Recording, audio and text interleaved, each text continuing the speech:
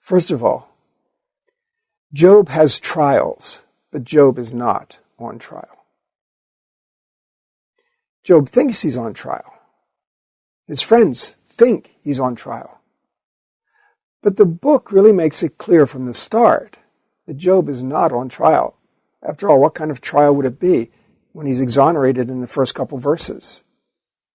And when the major characters all the way through continue to insist that Job's not the problem here. So even though Job has trials, he is not on trial. Job thinks that he is the defendant in a criminal case, that he's been accused in wrongdoing and that he's being punished for it. And so he feels like he's a defendant in a case where he's on trial. Job tries to switch that around. He tries to set it up so that he's a plaintiff in a civil case. That is, he claims that he's been wronged, that he's been treated inappropriately, and that there's some compensation that's due him, a change in direction. So he tries to switch things so that he's not a defendant, but a plaintiff. It's an interesting little change of strategy. But in fact, neither are correct. We find out as readers, and Job never finds this out, by the way, we find out as readers that Job is the star witness for the defense. So a totally different role from that which he thinks or the people around him think that he's in. So remember that Job has trials, but he's not on trial.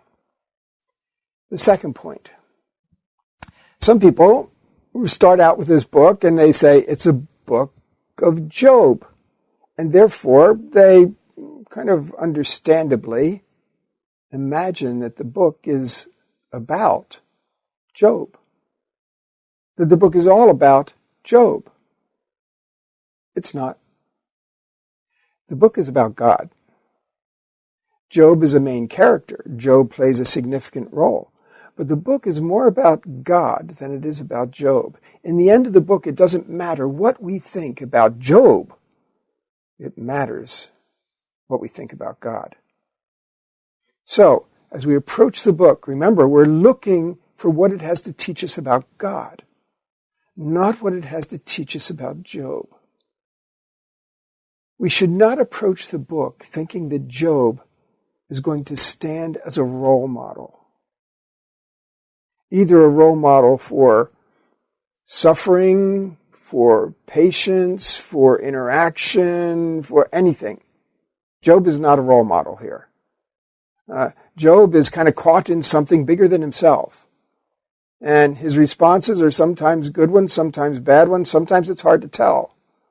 But the book is not here so that Job can be a role model for us. It is a wisdom book. And it's to give us wisdom, and wisdom is ultimately about God. So, that was point number 2. It's more about God than about Job. Number 3. We often read the book thinking that it's going to help us understand how God's justice works in the world. That it's a book about God's justice. That it seeks to defend God's justice. And again, I would say, no, I don't think it does. That's not what it's doing. You'll notice that in the end, when God has his say, he doesn't defend his justice. He never explains the scenario that is unfolded in terms of justice. And if you're looking at something to get something from the book of Job that actually helps you understand God's justice, again, you will walk away disappointed. Because the book does not explain or defend God's justice. Job's accusations against God concern God's justice. Our questions about suffering often concern God's justice.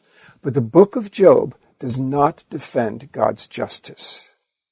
Instead, it defends his wisdom This is a wisdom book, not a justice book.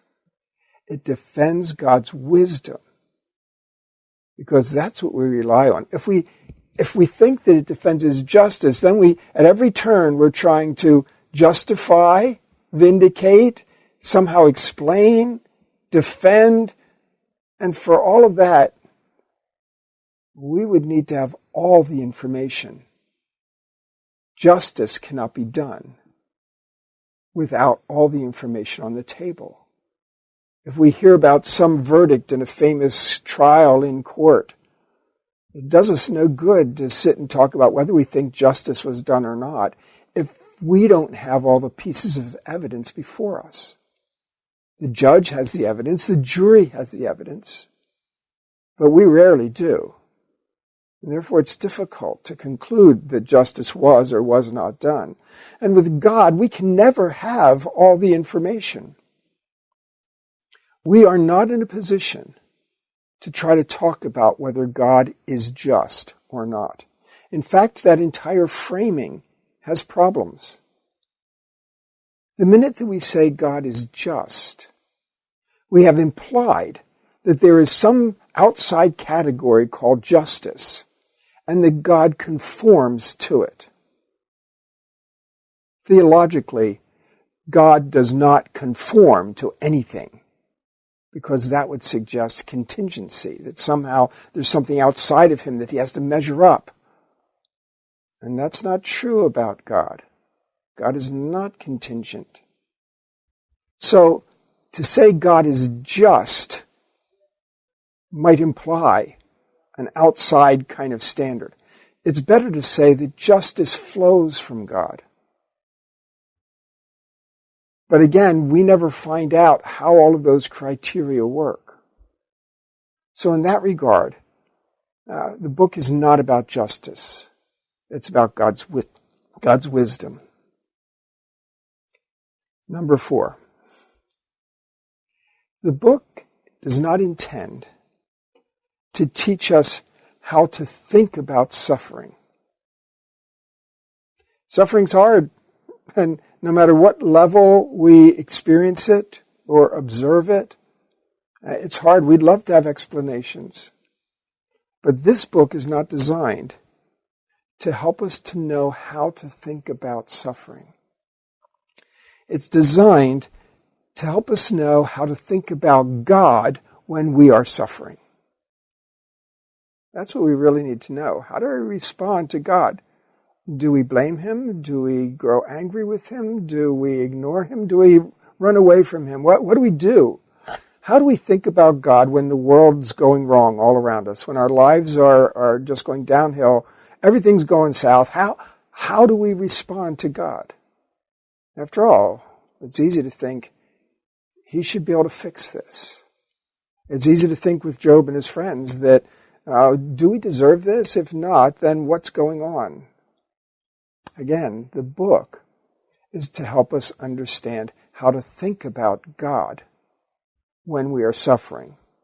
And that goes back to a point we made earlier, that it's about God, not about Job. Point number 5. Lots of times we read the book of Job to try to get answers. Answers that might explain our own suffering. Answers that might explain suffering we see in the world. Why is the world such a difficult place? And so we think that the book of Job might give us answers. We hope for that. We would really like answers. And so we go to the book of Job looking for answers. Therein lies the problem. Because the book is more about trusting than it is about answers. You don't need to trust if you know all the answers. Trusting is our response to God when we don't know what's going on, when we can't figure things out ourselves. Trusting is a response to our ignorance, our confusion, it's then we need to turn to God. And the book of Job is not going to give answers. It's going to call on us to trust. Finally, number 6. The book is more about what constitutes righteousness than about why we suffer. Remember the question that's put on the table right in the first chapter is posed to God. Does Job serve God for nothing? It's really a question that asks about what motivates Job's righteousness. Does his righteousness really stand up to a test? After all, if Job's behaving the way that he does, righteous, upright, turning away from evil, if he's doing all of that just because he expects to get prosperity and reward from it, then it's not going to stand up. That is, when all of the good benefits are taken away, that so-called righteousness is just going to dissolve in the wind. So this is a book about righteousness. It doesn't tell us how to suffer. It challenges us to be righteous even when we are suffering. It challenges us to be righteous because righteousness is what should characterize our lives. It calls us to be faithful to God because God is God, not because He's generous. God is not a vending machine. And so what's on question here in the book is what motivates people to be righteous. Suffering is simply the way that righteousness is tested in the book of Job. Suffering is there to discover whether Job's righteousness is real or not. So by the time we reach the end of the book, we shouldn't be expecting to find out, why am I suffering? We should expect to find out, am I truly righteous? Am I righteous for the right reasons instead of the wrong reasons? Does my righteousness stand the test of suffering? That's what the book's going to help us figure out. These 6 points will help us to set aside false conceptions, misconceptions, false expectations that we might have of the book of Job. These 6 questions will help us to focus on what the book actually is doing, and we'll be able to see more clearly how it is doing those things. Expectations are important. If we set up false expectations of life, of one another, of God, of the world, if we set up false expectations, then we're bound to be disappointed. So we need to think about how God really operates.